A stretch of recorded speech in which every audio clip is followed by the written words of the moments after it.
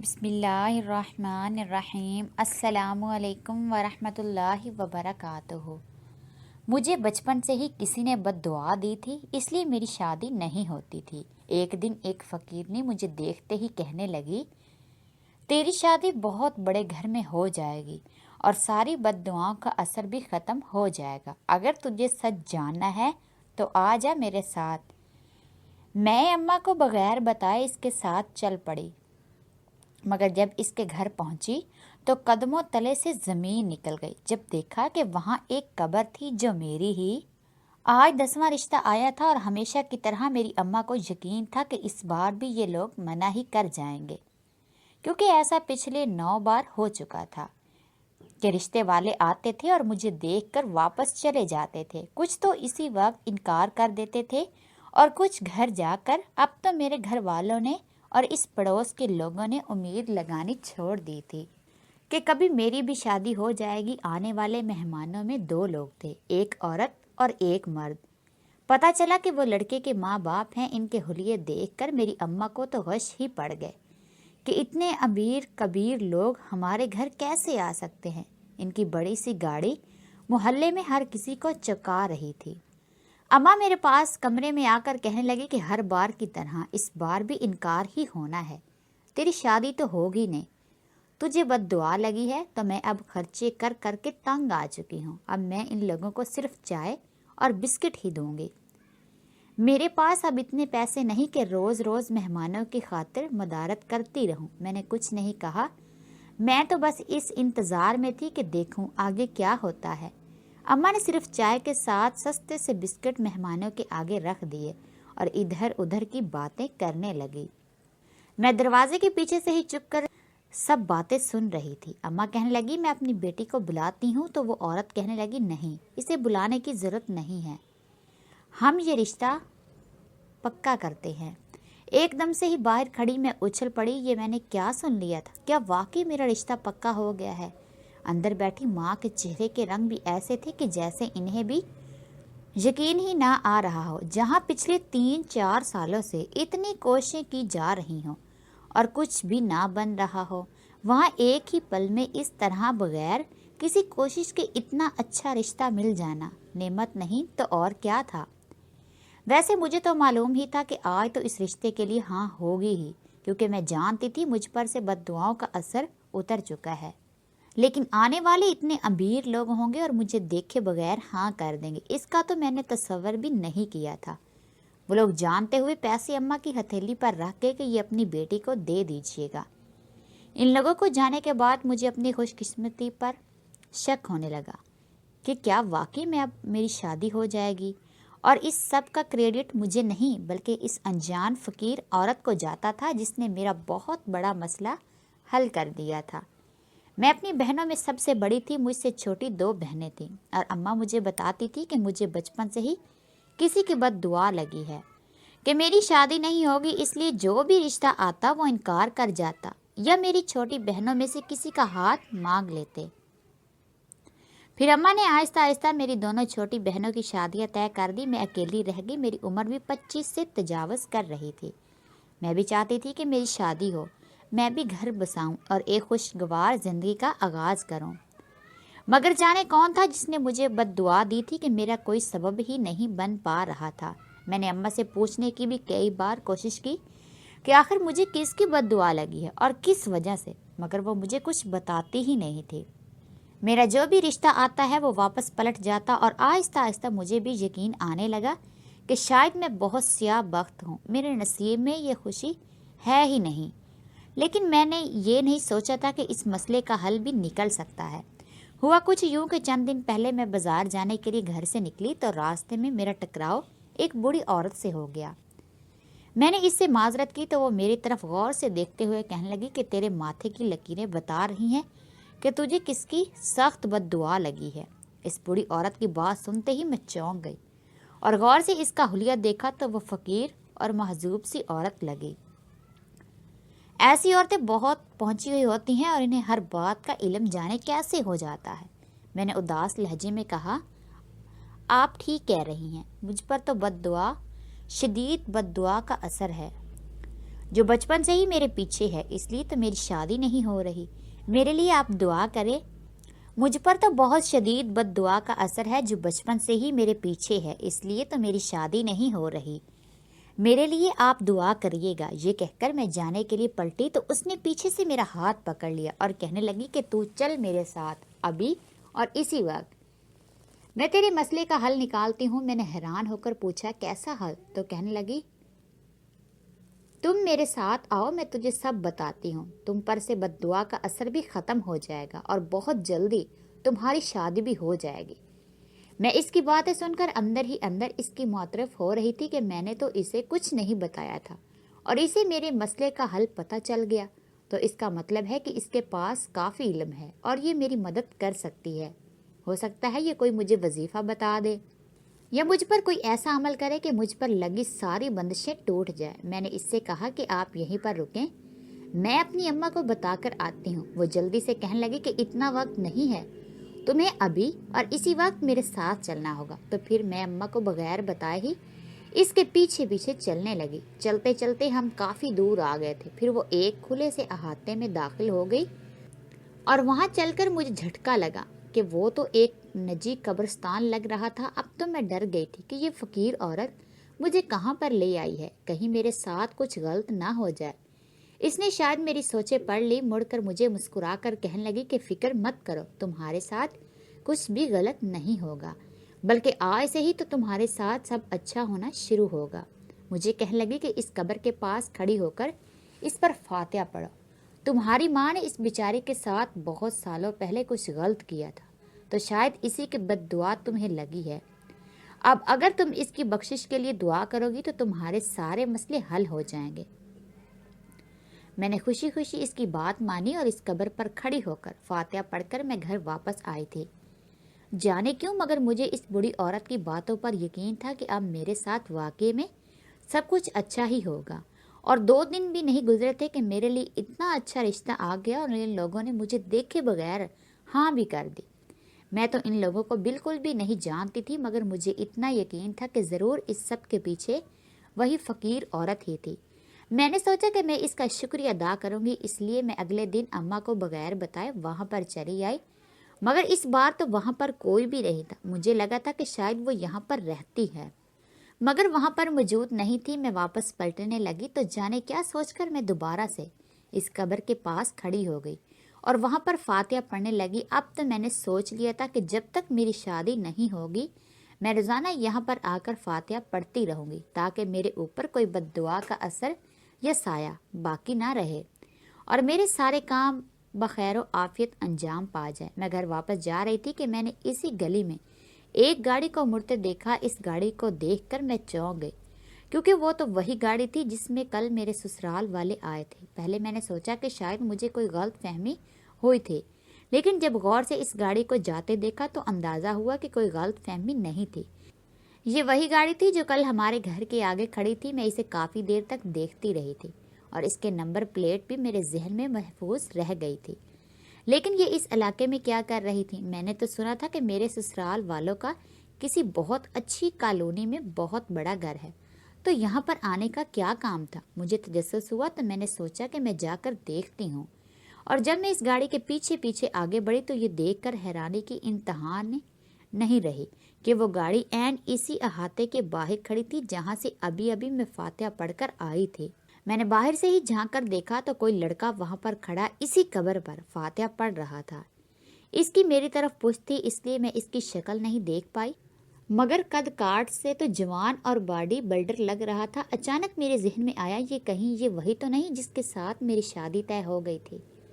मैंने अभी तक लड़के की तस्वीरें नहीं देखी थी। मैंने एक बार अम्मा को कहा तो था कि आप लड़के की तस्वीरें मंगवाएं, मगर अम्मा कहने लगी कि जब इन्होंने तुम्हें नहीं देखा ना तो तुम्हारी तस्वीर मांगी, तो अब ऐसे में हम इनके लड़के की तस्वीर मांगेंगे तो कितना अजीब लगेगा और बुरा भी। तो इसलिए मैं चुप करके रह गई थी, मगर अभी इसे अपने ही सामने देखकर मुझसे सब्र नहीं हो रहा था। मेरा दिल चाहा कि मैं आगे बढ़कर इसे देख ही लूं।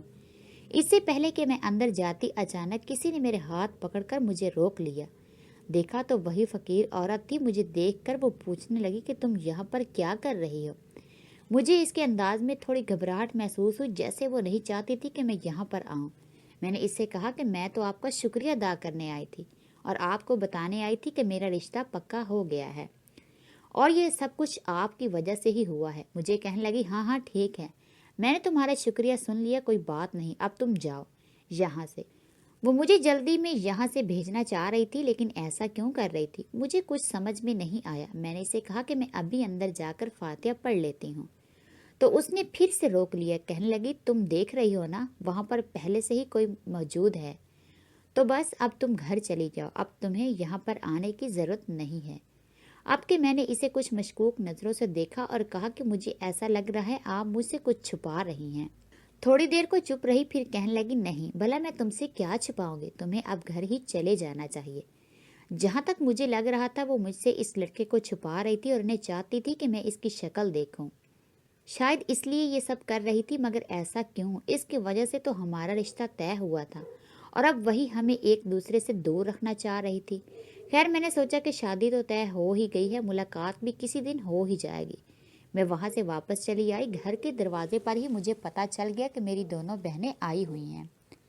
ابا بھی آج گھر پر ہی تھے، یعنی خوب رونق لگی ہوئی تھی۔ میں بہت خوشی سے بیٹھک میں داخل ہونے لگی تھی کہ اپنا نام سن کر اچانک غیر ارادی طور پر چونک گئی۔ میری بہن اماں سے کہہ رہی تھی، آپ کو اس کا رشتہ پکا کرنے کی ضرورت ہی کیا تھی؟ دوسری بہن بھی کہنے لگی کہ ہاں، یہ بالکل ٹھیک کہہ رہی ہے، اتنی تو اس کی عمر ہو گئی ہے، چلی گئی تو گھر کے کام کون کرے گا اور آپ لوگوں کا دھیان کون رکھے گا؟ مجھے اپنی بہنوں کی یہ باتیں سن کر اور ان کی خود غرض سوچ کے بارے میں جان کر بہت دکھ ہوا۔ شروع سے ہی میری ان سے بنی نہیں تھی، مگر میں نے ہمیشہ ان دونوں کو پیار ہی دیا تھا۔ وہ دونوں چونکہ مجھ سے چھوٹی اور ایک دوسرے کی ہم عمر تھی، اس لیے وہ آپس میں ہی لگی رہتی تھی اور میں شروع سے ہی اکیلی رہی، اور اماں ابا کا رجحان بھی زیادہ تر ان دونوں کی طرف ہی رہا اور میں مزید اپنے خول میں سمیٹتی چلی گئی۔ شاید میں کچھ زیادہ ہی احساس تھی جو یہ باتیں محسوس کرتی تھی، ورنہ یہ تو ہر گھر میں ہی ہوتا ہے کہ کچھ بچوں میں سے ماں باپ دوسروں کی نسبت زیادہ پیار کرتے ہیں۔ وہ دونوں جو بھی کام کرتی اکٹھے کرتی تھی اور انہوں نے کبھی مجھے اپنے کسی کام میں شامل نہیں کیا تھا۔ اماں بھی زیادہ فوقیت ان دونوں کو چھوٹی بہنیں ہونے کی وجہ سے دیتی تھی اور میں چپ رہ جاتی تھی کہ کوئی بات نہیں، میری تو بہنیں ہیں، میں ہی بڑی ہوں تو مجھے ہی قربانی دینی ہوگی۔ میرا رشتہ آتا تھا اور ان دونوں کو پسند کر جاتے تھے، حالانکہ ان دونوں سے زیادہ خوبصورت میں تھی، مگر جو بد دعا بچپن سے ہی میرا پیچھا کر رہی تھی، اس کی وجہ سے میں اس معاملے میں بھی ان دونوں سے مار کھا گئی اور وہ دونوں بیاہ کر کافی اچھے گھروں میں چلی گئی۔ اور اب جب کہ میری شادی ہونے والی تھی تو ان دونوں کو مسئلہ نہیں ہونا چاہیے تھا۔ مجھے بہت دکھ ہوا کہ وہ کتنا غلط سوچ رہی ہیں کہ میری جانے کے بعد اماں ابا اکیلا رہ جائیں گے تو مجھے شادی نہیں کرنی چاہیے۔ بھائی بھی تو تھا جو باہر پڑھ رہا تھا اور اب اس کی تعلیم بھی مکمل ہونے والی تھی، تو وہ بھی واپس آ کر اماں ابا کے ساتھ رہ ہی سکتا تھا، تو اس صورت میں میری شادی نہ ہونے کا کوئی جواز ہی نہیں رہتا تھا۔ پہلے میں نے سوچا کہ جا کر انکار کر دوں کہ مجھے کوئی شادی نہیں کرنی، لیکن خیال آیا کہ مجھے بھی اب تھوڑا خود غرض بن جانا چاہیے۔ بچپن سے ہی اپنے حصے کی خوشیاں قربان کرتی آئی ہوں، مگر اب زندگی پر میرا بھی تھوڑا حق ہے۔ میں اپنے کمرے سے باہر ہی نکلی اور نہ ہی ان سے جا کر ملی۔ تھوڑی دیر کے بعد وہ چلی گئی۔ اگلے دن کی بات تھی، میں کمرے میں سو رہی تھی کہ دروازے پر اچانک دستک ہوئی۔ میری نیند ٹوٹ گئی۔ گھر پر کوئی بھی موجود نہیں تھا۔ اماں بازار گئی ہوئی تھی اور ابا اپنے کام پر تھے۔ دروازے پر ایک خوش شکل سا لڑکا کھڑا تھا۔ میں نے سوچا کہ شاید کوئی چیز بیچنے آیا ہوگا، تو میں نے انکار کرتے ہوئے ابھی دروازہ بند کرنے ہی لگی تھی کہ اس نے ایک دم مجھے میرے نام سے پکارا، تو میں ٹھٹک کر رہ گئی۔ اب مجھے نہیں جانتی، لیکن میں آپ کو جانتا ہوں، جس کے ساتھ آپ کی شادی طے ہوئی ہے، وہ میرا دوست ہے۔ کیا آپ نے اس کے بارے میں کچھ معلومات کروائی کہ وہ کون ہے، کہاں رہتا ہے، کس طبیعت کا ہے؟ میں نے بے اختیار نفی میں سر ہلا دیا کہ یہ میرے گھر والوں کا ہی کام ہے، انہیں پتہ ہوگا، مجھے اس بارے میں کچھ علم نہیں۔ وہ لڑکا کہنے لگا، دیکھیں، مجھے غلط مت سمجھیں، مگر میں نہیں چاہتا کہ کسی لڑکی کی زندگی برباد ہو جائے، چاہے اس کے لیے مجھے اپنی دوستی ہی کیوں نہ داؤ پر لگانی پڑے۔ میرا مشورہ آپ کو یہی ہے کہ آپ یہ شادی توڑ دیں۔ میں نے ناگواری سے اسے دیکھا اور کہا، کیا آپ یہ مشورہ دینے والے ہوتے کون ہیں؟ میں آپ کو جانتی تک نہیں، اور مجھے کیا پتا سچ کہہ رہے ہیں کہ جھوٹ۔ تو وہ کہنے لگا کہ آپ کو یقین نہیں آتا تو آپ میرے ساتھ چلیں اور سب کچھ اپنی آنکھوں سے دیکھ لیں کہ میں ایسا کیوں کہہ رہا ہوں۔ آپ کا منگیتر اس وقت کسی اور لڑکی کے ساتھ ہے۔ مجھے یقین نہیں آ رہا تھا کہ قسمت میرے ساتھ اتنا بڑا کھیل بھی کھیل سکتی ہے۔ وہ مشکل ہی تو مجھ پر سے بد دعاؤں کے اثرات ہٹے تھے کہ اب یہ دن بھی دیکھنا باقی تھا۔ میں بغیر کچھ سوچے سمجھے دروازے کو بند کر کے اس کے ساتھ چل گئی کہ دیکھ ہی لوں کہ وہ سچ کہہ رہا ہے یا نہیں۔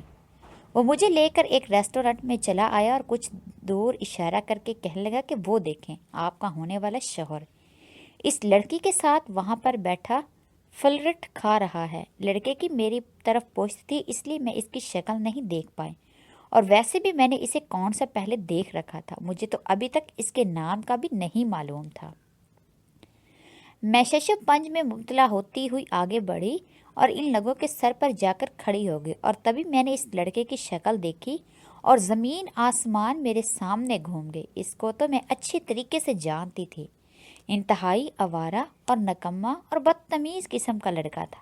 یہ کافی عرصے سے میرے پیچھے پڑا رہا تھا اور میں نے ہر دفعہ ہی اس کی انسرٹ کر کے اسے رد کیا تھا۔ پچھلے کچھ ماہ سے مجھے یہ دکھائی نہیں دیا تھا، تو میں نے بھی سکون کا سانس لیا تھا کہ شاید یہ اب میرا پیچھا چھوڑ کر کسی اور کی طرف ہو چکا ہے، مگر یہی میرے گھر اپنا رشتہ بھیجے گا، ایسا تو میں نے کبھی خواب و خیال میں بھی نہیں سوچا تھا۔ اب مجھے سمجھ آ رہا تھا کہ اس کے ماں باپ نے مجھے دیکھنے کی فرمائش کیوں نہیں کی تھی، کیونکہ وہ پہلے سے ہی مجھے جانتے جو تھے۔ وہ مجھے دیکھ کر کافی گھبرا گیا تھا، جس سے اس بات کی تصدیق ہو گئی کہ واقعی اس نے ہی اپنے ماں باپ کو میرے گھر بھیجا ہوگا۔ مجھے دیکھ کر وہ بخلا گیا تھا اور معذرت کرنے لگا کہ یہ لڑکی تو میری کچھ نہیں لگتی اور مجھ سے ہی پیار کرتا ہے اور صرف مجھ سے ہی شادی کرے گا، مگر میں اس جھوٹے اور دھوکے باز شخص کے ساتھ اپنی زندگی برباد نہیں کر سکتی تھی، اس لیے اسی وقت رشتہ توڑنے کا کہہ کر وہاں سے باہر نکل آئی۔ باہر نکلی تو وہ لڑکا وہیں کھڑا تھا، مجھے کہنے لگا حلیے میں آپ کو گھر چھوڑ دوں۔ چلیے میں آپ کو گھر چھوڑ دوں۔ اس وقت میری حالت بہت خراب ہو رہی تھی اور مجھے نہیں لگتا تھا کہ میں پیدل چل کر گھر واپس جا پاؤں گی۔ وہ مجھے لے کر اپنی گاڑی کی طرف آ گیا اور تبھی مجھے حیرت کا ایک اور شدید جھٹکا لگا، کیونکہ یہ تو وہی گاڑی تھی جس میں وہ لوگ رشتہ لینے آئے تھے اور جس کو میں نے اس دن بھی دیکھا تھا۔ یہ گاڑی اس کی تھی یا اس کے دوست کی، مجھے کچھ سمجھ میں نہیں آیا۔ میں نے اب کے دھیان سے اس کی پشت کو دیکھا تو میں جان گئی کہ اس دن اس قبر پر جو لڑکا فاتحہ پڑھ رہا تھا وہ یہی تھا، کیونکہ میرا منگیتر جس سے میں ابھی منگنی توڑ کر آئی تھی وہ اتنی اچھی جسامت نہیں رکھتا تھا۔ میں گاڑی کے پاس کھڑی یہی سب سوچ رہی تھی کہ وہ لڑکا کہنے لگا کہ کیا ہوا، آپ بیٹھ کیوں نہیں رہے؟ اب تو مجھے اس پر بھی شک ہو رہا تھا کہ وہ ہے کون۔ میں اس کو کوئی جواب دیے بغیر گھر پلٹ آئی۔ اب اس سارے سچ کا خلاصہ تو وہ بڑی فقیر عورت ہی کر سکتی تھی۔ میں گھر گئی تو اماں واپس آ چکی تھی، انہیں سب پتہ چل چکا تھا کہ میں رشتہ توڑ آئی ہوں، اور بجائے مجھ سے خفا ہونے کی وہ بہت خوش لگ رہی تھی اور مجھے یہ کہہ رہی تھی کہ میں نے جو کیا ہے بالکل ٹھیک کیا ہے۔ مجھے ماں پر حیرانی ہوئی کہ اپنی بیٹی کا رشتے ٹوٹنے پر بھلا کون ماں خوش ہو سکتی ہے۔ اگلے دن ہی کی بات تھی جب میں نے اپنے گھر کے آگے وہی گاڑی آ کر رکتے دیکھی اور اس میں سے وہی لڑکا باہر نکلا، اس کے ساتھ اس کے ماں باپ بھی تھے۔ میں سوچنے لگی کہ آخری اپنے ماں باپ کے ساتھ ہمارے گھر پر کیوں آ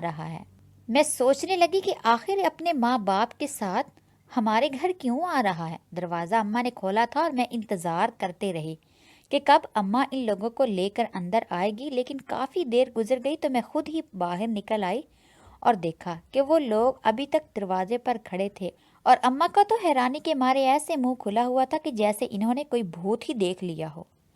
اس لڑکے کی ماں کہنے لگی کہ سریا ایسے کیا دیکھ رہی ہو، کیا آپ پہچانا نہیں کہ ہم کون ہیں؟ میں نے الجھن سے اماں کو دیکھا جن کے چہرے پر ہوائیں اڑ رہی تھی۔ گھبراتے ہوئے ان کو کہنے لگی نہیں میں نے پہچان لیا ہے، آپ لوگ اندر آ جائیں۔ وہ عورت اندر آتے ہی میرے گلے لگ گئی اور مجھے پیار کرنے لگی اور مجھے بار بار کہنے لگی میری بچی، میری سارا کی نشانی۔ میں نے انہیں الجھن سے پیچھے کیا تو اور پوچھا کون ہے آپ؟ تو وہ رونے لگی اور کہنے لگی کہ میں تیری سگی خالہ ہوں۔ میں نے اماں کی طرف دیکھا کہ یہ عورت کیا کہہ رہی ہے۔ अम्मा का तो खुद वो हाल हो रहा था कि वो कुछ कहने के पोजीशन में ही नहीं लग रही थी। वो लड़का आगे आकर कहने लगा कि मेरी अम्मी ठीक कह रही है, ये आपकी खाला ही है, और ये औरत जिन्हें आप अपनी माँ कहती हैं और समझती हैं, ये आपकी माँ नहीं बल्कि आपकी माँ वो थी जिसकी कब्र पर आप इस दिन फातिहा पढ़ने गई थी। मेरे कदमों तले से तो जैसे जान ही निकल गई। मैं बेअख्तियार 2 कदम पीछे हटी, नफ़ी में सर हिलाया कि ऐसा नहीं हो सकता। वो औरत कहने लगी कि ये जिसे तुम माँ कह रही हो ये असल में तुम्हारी चच्ची है। तुम मेरी बहन और बहनोई की बेटी हो। तुम्हारे माँ बाबा एक कामयाब बिजनेसमैन थे और बहुत अमीर थे। तुम्हारी परवरिश बहुत लाड और प्यार में इन्होंने की थी, मगर जब 3 साल की थी तो इनका एक रोड एक्सीडेंट में इंतकाल हो गया। हमारी सारी फैमिली जो कि बाहर होती है, तो इन लोगों ने हमें फ़ोन करके यही बताया कि तुम भी अपने माँ बाप के साथ ही इस दुनिया से चली गई। जब तक हम लोग पाकिस्तान पहुँचे तो ये लोग कफन दफन भी कर चुके थे। अब हमारा यहाँ पर कौन था जिसकी खातिर हम रुकते, इसीलिए 1-2 दिन रहकर हम सब लोग वापस चले गए। तुम्हारे वालिद काफ़ी दौलत और जायदाद रखते थे, मगर तुम्हारे चचा चची ने यही कहा कि अब इनके बाद हम इस सब के वारिस हैं। तो हम लोगों ने भी एतराज़ नहीं किया, क्योंकि हमें कोई मतलब नहीं था। पाकिस्तान के लोगों से हमारा राब्ता ना होने के बराबर रह गया था। कुछ अरसा पहले हम दोबारा पाकिस्तान शिफ्ट हुए हैं, तो सोचा पुराने दोस्त और जान पहचान के लोगों से मिला जाए। तभी पता चला कि इन लोगों ने हमें कितना बड़ा धोखा दिया था कि नहीं बताया कि तुम जिंदा हो। घर की पुरानी मुलाजमा ने हमें सारी हकीकत बता दी थी। अब की बार वो लड़का कहने लगा कि मैं और अम्मी चाहते थे कि किसी मुनासिब वक्त पर आपको सब सच बता दिया जाए। इसी दौरान मेरे नए नए बने दोस्त ने मुझसे गाड़ी मांगी कि इसके माँ बाप को कहीं जाना है, मगर फिर मुझे पता चला कि मेरे दोस्त ने आपके घर रिश्ता भेजा है। तो पहले मैंने इस मामले को सुलझाना बेहतर समझा। वो बूढ़ी फ़कीर औरत असल में आपके माँ बाप के घर की पुरानी मुलाजमा थी और इसे शुरू दिन से ही सब सच मालूम था, लेकिन वो बताती कैसे कि यहाँ पर तो आपका कोई रिश्तेदार था ही नहीं। सारी सच्चाई सुनकर तो मेरे कदमों तले से ज़मीन ही निकल गई थी। मैंने कभी सोचा भी नहीं था कि जिनको अपने माँ बाप कहती और समझती रही हूँ वो नहीं होंगे। इन्होंने मेरे माँ बाप की जायदाद की खातिर मेरी परवरिश की थी, क्योंकि वो मेरे नाम पर थी और मेरी ही जायदाद से अब तक इनके सारे काम पूरे हो रहे थे, और इसलिए वो नहीं चाहते थे कि मेरी शादी हो, क्योंकि फिर शादी के बाद वो किस बहाने से मुझसे दस्तखत करवाते। सारा सच जानकर अम्मा जो कि असल में मेरी चच्ची थी उसने मुझसे माफ़ी मांगी। उसने मुझसे माफ़ी मांगी, मगर मैं इनका घर छोड़कर अपनी खाला के साथ चली गई और बहुत जल्द इन्होंने मुझे अपनी बहू भी बना लिया। मैं खुश थी कि मेरे पास वो रिश्ते हैं जो सच में मुझसे प्यार करते हैं।